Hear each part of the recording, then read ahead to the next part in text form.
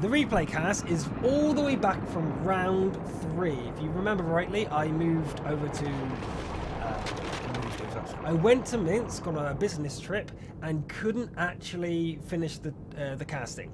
Highfly was meant to do it, but unfortunately his internet didn't work or something, and he wasn't able to do it, so we ended up not being able to get the games working.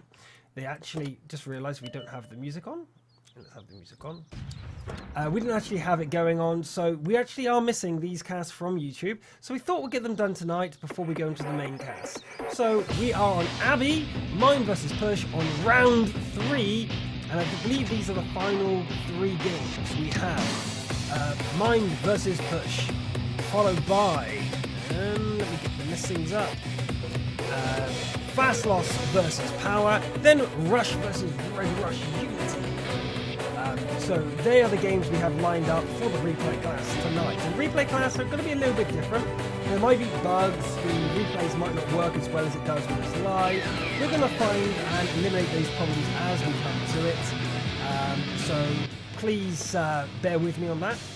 But we're going to get this going so that live show today we'll have all the bugs sorted out and we know exactly what we're doing. So that's cool. We did see a little skirmish going on in the middle, but nothing came of it in this first game versus M1ND versus Push. Now, if you haven't been paying attention to the Russian streams, or you it's been so long that you've actually forgotten the result, that's cool. Don't say it in the chat because, well, some people might not have seen it. They might have been waiting for the English version to come out, and better late than never. Here we go. Carmack, Zik, and Dead Professor on the far west, with the rest of the team there, with a very usual lineup of an AMX 5100, AMX 1390, 2 T69s, a T71, Bison T1. Now, this is actually quite standard. Both teams are running this setup this time, which kind of shows how standard it is. But let's go through the choices. Autoloaders, autoloaders, autoloaders, autoloaders, and autoloaders. Now, on an open map, artillery usually reigns supreme, but people have realized that artillery really wrecks you if you go for bigger tanks. So they go for, generally speaking, smaller tanks. So you got the faster, smaller tanks. Now, the AMX 1390 used to be picked all the time due to its powerful autoloader. However, against faster tanks, it's not so good because it can't really fire on the move. Now, if it fired randomly for 6 shots and didn't really connect, that means it has to then reload for 60 seconds. For 60 seconds, it has to reload, or between 40 and 60 seconds. I think it's 40 actually. It has to reload, and during that time is absolutely useless. Whereas the T69 reloads in 20 seconds, so it can fire its 4 shells off, and if it misses, it's not as big a deal. However, Anglochek, the forward advanced scout for Push, has been caught on his own and this goes down to 209 HP before he escapes. This is actually a tricky situation for M1ND, not Push, considering Push has now got the entire of M1ND lit up here in the middle of Abbey, and Anglochek isn't dead. And to be fair, the T71 isn't that powerful. The only reason you'd pick it is if you've got nothing better to buy. Now, the Bison is picked for its great arc. It's got a fantastic arc that it can hit behind buildings, and with Abbey, that's really important. So we'll see that sort of stuff going on throughout all the matches here tonight, I believe, for Abbey, where you'll get smaller artillery that has better arcs. You'll occasionally get the bigger artillery, and unless the enemies go for a heavy tank strategy, which is very rare on Abbey these days, it's unlikely to pay off. We have Toliena going around the back trying to see what is going on, but nothing is. And can I remember what that guy is called? I have a little cheat sheet here, and is that one of the ones that we know? T-Pack Top, you see. I'm sure that actually is pronounced something else, but no, I do not know what that is, so I'll just call him T-Pack.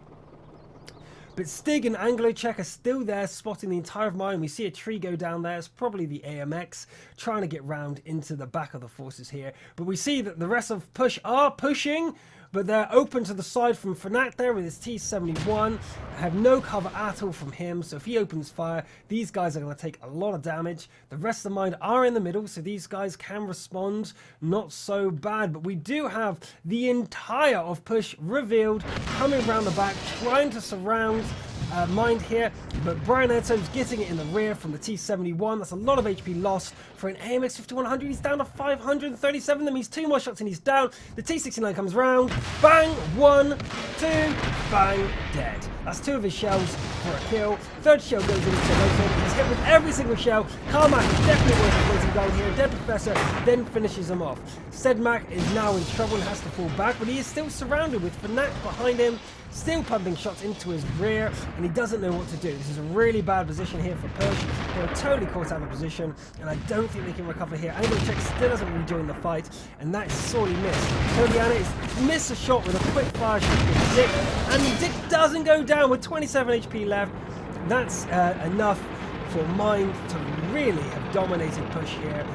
Push came around the back, didn't expect Fnac to be there in their base, and that really was their downfall.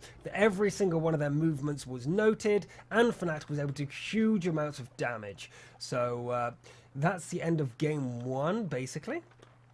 We will watch it to the end. We might as well do it properly, regardless if it's a replay cast or not. And we'll see that there's nothing else at all Push can do. It's always nice that a caster will try and keep you in suspense the entire time, but I'm not going to BS you. This is over.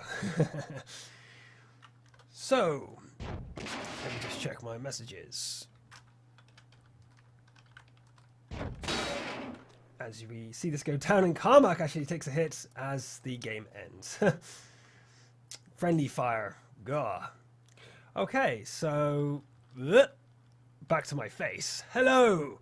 Hope you like my new studio. I've actually worked really hard over the last couple of days to get the studio reset up into a different format to make you feel a bit more that it's a solo cast. Beforehand, it was done with 2 boxes with Hi-Fi and myself, because every single cast was meant to be a dual cast, but it ended up being more just me. So I've rearranged it. So let me know how you think it's looking, because I really want to know. I'm spent a lot of time on this, trying to get everything working and making everything look good. So yeah, let's go on with the show. Game number 2. Let me load it up.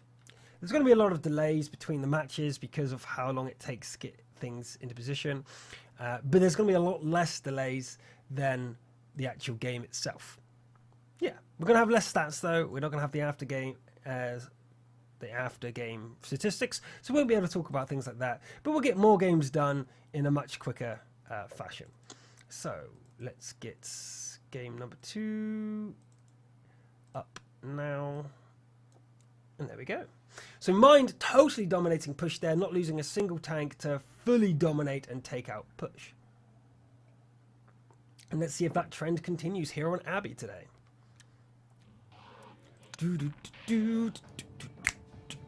Have you guys been seeing the Korean League as well? It's doing really well for the Wargaming League and also the European one. The finals coming up for the Golden League in Kiev in a month's time. I believe it is less than a month's time now, on the 7th to 9th of June. So tune in live for that. I will be there live in the actual office for Star Ladder. So I'll be doing it live from the main audience there. So yeah, make sure you tune into that.